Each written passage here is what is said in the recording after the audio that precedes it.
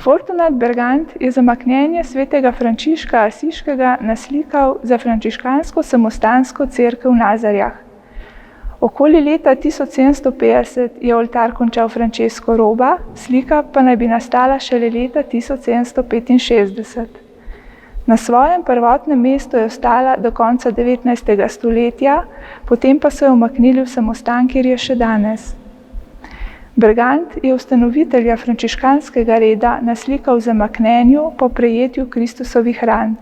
Stigme je poudaril z razpelom, ki ga je svetniku položil na naročje.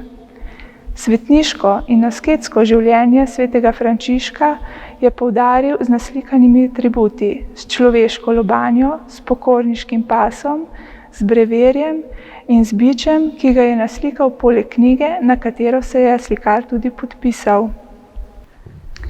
Sveti Frančišek je živel v 12. in 13. stoletju v umbrijskem mestu Asizi, vendar ga je Bergant umestil v slovensko okolje. Po naslikani cvetlici namreč lahko sklepamo, da gre za kranjsko lilijo, ki je značilna predvsem za naše kraje.